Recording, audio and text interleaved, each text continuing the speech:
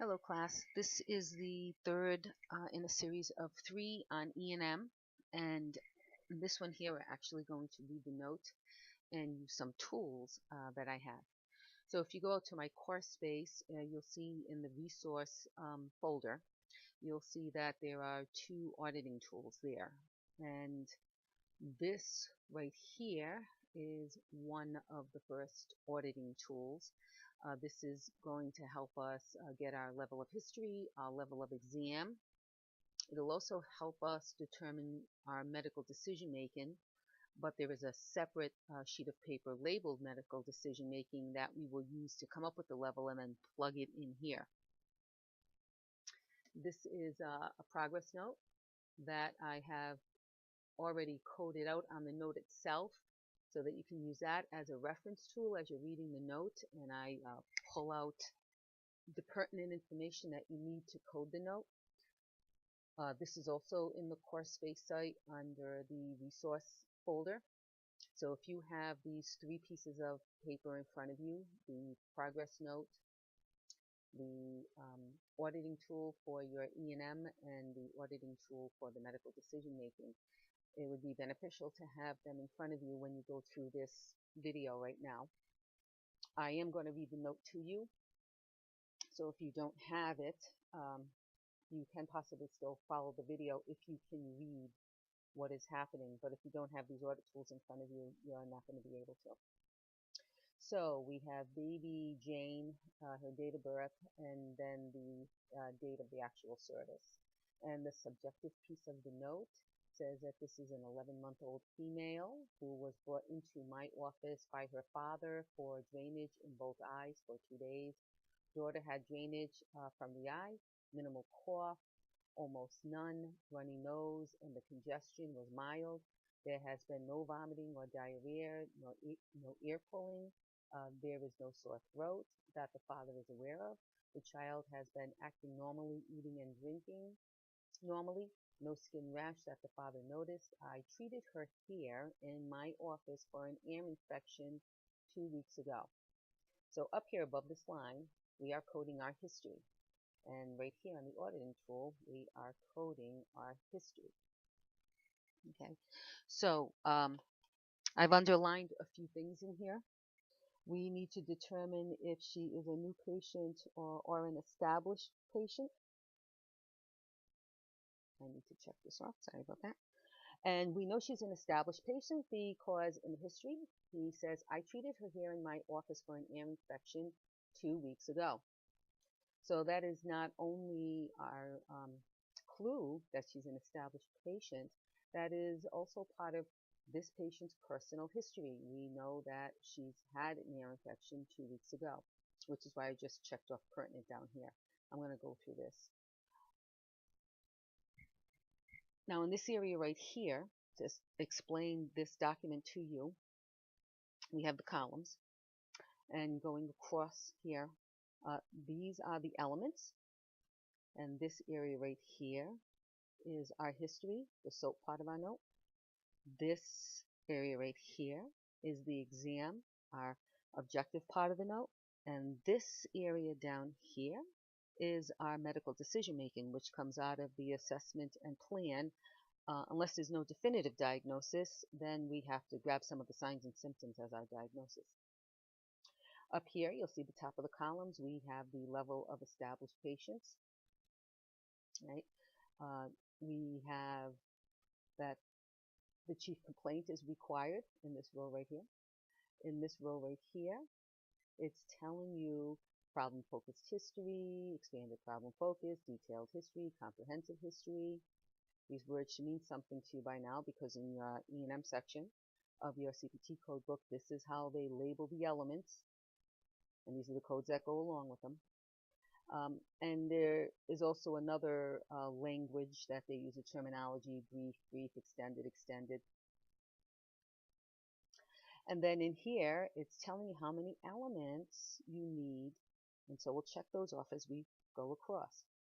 So in this right here, talking about the history of present illness, here are your elements. I know folks have asked me in class, I can't remember the list of the elements for each area. Well, they're all on this auditing tool, okay? Here are the elements for your history: your location, your quality, your severity, your duration, your timing, the context, the modifying factors, associated signs and symptoms. Now, when we read this note, there are two history elements that we found: signs and symptoms, right? The eye drainage, the cough, the runny nose, the congestion. I don't have it checked off, but the location is one of the elements, right? Because we know it's happening in her eyes and her ears. So we do know have some location. So part of her history right here says immunizations up to date. So now if we come down and we want to code these three areas: the history of present illness, the review of systems, and then her PERFISH, right? I've underlined the PERFISH right here. It's pertinent. It's a pertinent PERFISH. It's speaking directly to her history of having the infection 2 weeks ago. So that's why I checked off this one area down here. And then we have actually three elements. I visually wrote this out. I missed that and I put two elements, but we actually have three elements. We have location. So we have signs and symptoms. And then in parentheses, it tells you what those were: the eye drainage, the cough, the runny nose, the congestion. And then the second element is the duration. We know that it's been 2 days. In the note here, if he says that it's been 2 days, he's noticed that she's had drainage in both eyes for 2 days. So we check over here the location because we know it's the eyes. So that's a location in there. The duration, it's the 2 days, and then the associated signs and symptoms. So now we're going to check off where we meet these elements. So we have met 1 to 3 elements over here for a brief history. We have met 1 to 3 elements. Over here for the extended, the detailed history, we haven't gone over 3. So we put no check marks here. The review of systems, what are the systems that they talked about? They talked about 7: the eyes, the nose, the ears, throat, respiratory, gastrointegumentary. So we follow suit over here. We check off eyes, ears, nose, throat, respiratory system, gastrointestinal, and the integumentary system. So then when we come across here, well, we've met it here and here. We could put check marks if we wanted here because we met it, we exceeded it. Same thing over here. We met it, we exceeded it. But we could put check marks there if we really wanted to. 1 system, we definitely met that. 2 to 9 systems, yes, we have met that. Okay. This here says 7 systems, but it's talking about pieces of systems. So if you count these, there's 7. But when you look over here, you see the ears, nose, mouth, throat. They are all grouped together. So it's 1, 2, 3, 4, 5. Still, we've met over here. We exceeded this here, 1 system, and we're within this range here of 2 to 9. But we can't come up to the complete because we don't have 8 or more. And then our PERFISH for our past family social history. So what does it say to meet across here, right? Where have we met it on all 3 levels for our history? So we've met it here. We've met all 3 levels here. But it says all 3 history areas are required. Right? So we've met it right here because we've exceeded this. So you could put a check mark there. So we've met all 3 right here. So right now our history is expanded problem focus. So if you did it kind of like oops, sorry, I hit the camera for a second. If you did it like bingo, right? So if we do it like bingo, where do we have all 3? We have all 3 right here. So our history is expanded problem focus. Now let's do the same thing with our exam. So we read our exam. The patient is alert and appropriate for age. There's no acute distress. That's our constitutional. She cries on the exam. She's easily consoled. She has a flat anterior fontanelle, conjunctivitis injected with bilateral exudates, exutory from the drainage on the left eyelid. Both tympanic membranes were dull and red. Loss of landmarks in the left tympanic membrane and is bulging. Rhinier is present with the purulent nasal drainage. Pharynx is negative. Neck is supple. No lymphadenopathy. Lungs are clear to auscultations. Abdominal exam is unremarkable. No rash. No patachi. The child has normal color. Right here it says vital signs were stable. Her temp was 92. Her weight was 19 pounds. And she had a normal pulse rate of 160 beats per minute.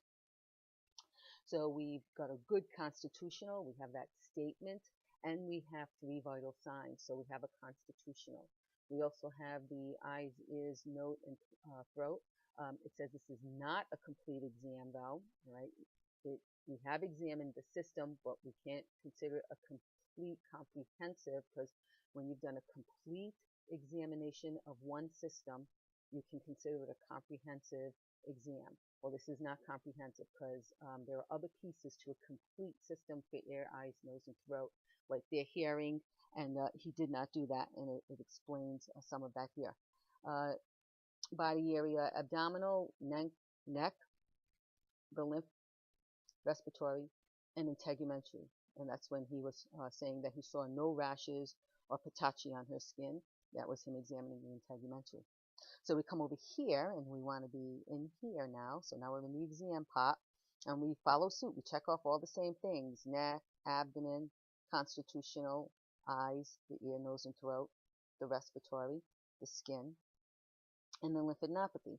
So 1, 2, 3, 4, 5, 6, 7, 8. So we come across here and we do our check marking. Right? One organ system or limited area affected body area or organ system. We have exceeded that. Right? We did more than just the limited exam of just the affected body areas or organ systems. And that would be one organ system. Limited exam of affected body area or organ system and other symptomatic or related organ systems. Well, we did. And 2 to 7 organ systems, so we met that. And when you come over here, an extended exam of the affected body areas and other symptomatic or related organ symptoms, or 2 to 7 organ symptoms, and we met that as well. All right. So limited. This was more of an exam. He went into great detail of the body areas he looked at. He didn't just say the ears look normal, the eyes look normal, because they were abnormal. He went into great detail, so it's more of an extended exam. So the difference between limited exam and extended, because see, they both say 2 to 7 organs down here. Limited is, it's all in the documentation. So if he just said eyes are normal, ears are normal, stomach looks normal, right? That's limited. When they go into great detail and they actually describe, as he did here, he described very well what things look like. That's more in an extended exam. All right. So I checked off all 3 of them because we met or exceeded. We exceeded, we met. So our overall exam is a detailed exam. Okay. Detailed exam. So we have met a expanded problem-focused history. We have a detailed exam. And now we're going to look at the medical decision making, and I'm going to change out this audit tool for a second so we can put the medical decision making audit tool there. And this helps clear up the confusion with the medical decision making. Let me spend a minute just explaining this document to you. Up here is a little grid, and it says 1, and here's 1 right here. 1 is the number of diagnoses or management options, and it tells you if you have 1 point, it's straightforward. If you have 2 points, it's a low complexity. 3 points, moderate, and 4 points is high for just this number 1 category, the number of diagnoses, your management options. So here's 1 right here. And then 2, amount of data or the complexity of the data that they reviewed. It follows suit, tells you how many you need for that piece. For number 2, the amount of data or complexity tells you how many you have to meet this level. And then the table of risk is number 3. And again, it tells you minimal, low, moderate, or high. So let's walk through doing this. When we read this note here, we knew that she had, when we come down to the assessment, all right, come down into assessment, he says she has bilateral otitis media, which is an ear infection, right? And he treated her for that ear infection 2 weeks ago, and she's still having residual of it, so that is an established problem, a problem that he's previously diagnosed. And so we get 1 point for that. If you look at these here, it says a self-limited or minor 1 single problem, or 2 if the patient has 2 or more minor problems. I'm not checking that one off. Extended, previously diagnosed. I'm checking this one off. It says 1 for each additional problem previously diagnosed and addressed or reviewed on the current visit. Right? I'm checking this one off. This particular situation could fall. That otitis, bilateral otitis media, could fall in either one of these. This particular one. Let me get a pen with a smaller point. All right, I could either take the 1 point here or the 1 point there. No matter which one I go with, it's going to give me the same. Just for simplicity, I'm taking the 1 point right here. Okay. Previously unidentified or undiagnosed with a history and physical, and it provides enough information that he's not going to do any follow-up. Well, let's look down here. Do we need that? Let's see. What does he say in his plan? Because she does have a new problem, right? The bilateral conjunctivitis is a new problem, right? Down here in this note, it's telling you diagnosis options came up to a high complexity. Right. Now, in the notes that you get, you don't get all this information when you're reading from the doctor's note, but I had pre-populated this information in here, so you can have this as an example to go back to. So it says for diagnosis options, and that's where we are. It came up to high complexity because it was one new problem, the conjunctivitis that she had in both eyes, and an additional workup is going to occur because in his plan, he's given her Polytrim eye drops, so he's given her prescription option medication, right? Telling it's 2 drops 4 times a day, 7 to 10 days. So that's some follow-up right there. He's putting on some prescriptions. He's explaining to gentle cleanse to reduce the excortation and the mattering. And Zithromax, he's given her a prescription for Zithromax to use as directed. And he's going to have her come back, recheck the ears in 10 days with Dr. Doe, right? Sooner if it gets worse. And he is Dr. Doe. He signed it down here. So he has the new problem with an additional workup. Well, that's the difference between these two right here. This one here, previously unidentified or undiagnosed, and in parentheses it says a history and physical provided enough information, meaning she's not going to come back for a workup. Well, she is. He wants to see her in 10 days. Okay. So down here it says previously unidentified or undiagnosed. You order or plan to perform additional assessment, consultation, or diagnostic studies. Well, he wants to do additional assessment. He's having her come back. So you get 4 points for that new problem with an additional workup. So we get a total of 5 points. So we're at 5 there. Right. Now, if we came back up here, number of diagnosis or management options, where does 5 fall into? Well, this is 1, this is 2, this is 3, this is 4. We have 5 points. So just for our diagnosis and management options, we have a high complexity. We've actually exceeded it because we have 5 points. So really anything else we found in this note, any other new problems, any other new workups, they're really not going to get us anywhere higher because this alone has already brought us well at the high complexity of just the diagnosis and management options. So in table 2, it talks about all of the tests that he may have ordered or he reviewed, and it gives you the actual range of the tests, and you only get 1 point. So in any one of these areas, you get 1 point each. So if he had reviewed 2 tests in this 8000 series, it's still only worth the 1 point. And the same thing goes for these here right here. If he only reviewed, if he reviewed 2 or 3 of tests or ordered 2 or 3 of tests in any one of these series, you only get 1 point for each series, even if he did 2 or more in each additional series. He did not order any tests. He did not review any test results. So it's actually 0 points there. So that would bring us to a straightforward for the amount of data or the complexity of the data to review. It would be 0 because 0 says none or minimal. So that would be 0. So right now we have a high complexity data management options, and we have a straightforward for our data. We come down to the table of risk.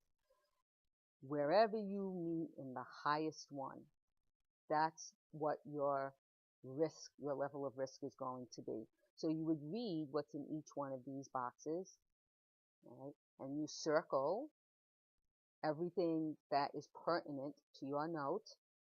And then when you take a look back and you look at it, wherever you've circled something in the highest column, that is the one that you take for your risk. So I didn't bother to circle a bunch of other things, but if I had some things circled here or here or here or here or here or here or here or here or here, all right, moderate complexity. If I had something circled in one of these here, then I would have automatically gotten high complexity. He did a prescription, so there's some prescription medication management going on. Right? And so that automatically brings me to the table of risk. I didn't bother to circle other things in because there wasn't anything else really to circle in here except that prescription option. But take some time to read these over, and you will see that they've ordered some procedures or things of that nature.